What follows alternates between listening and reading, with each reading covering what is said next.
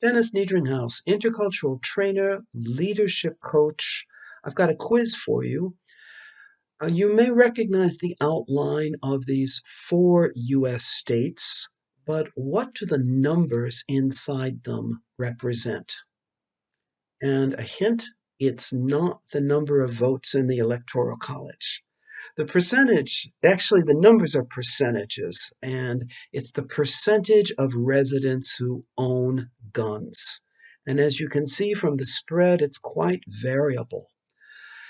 This, in my opinion, may be one issue, although it has not been brought up in the presidential debates that may actually decide the final outcome on November 3rd.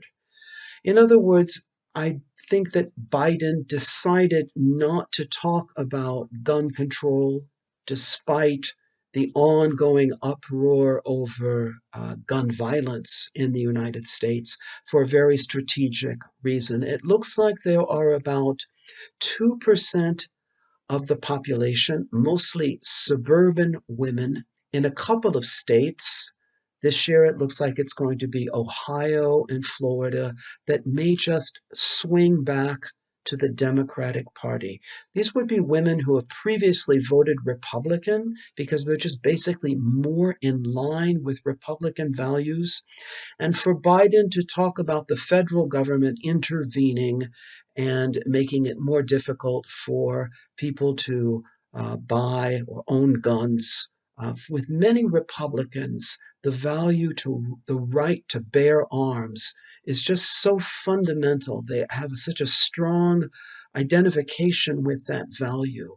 For most Republicans, the view basically is the less federal government intervenes in our lives, the better.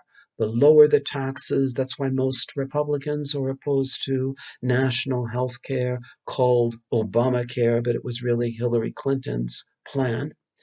Whereas the Democrats in general are just more broad and more socially minded, more socially inclusive, thinking more rights of women and minorities, and just addressing some of the injustices in our political system.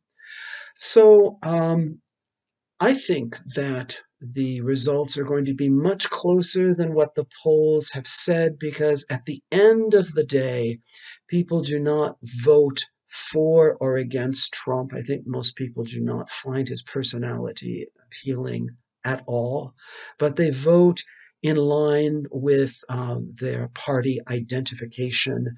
And it's just every year, every election year, it's just very, very close. This year will be no exception.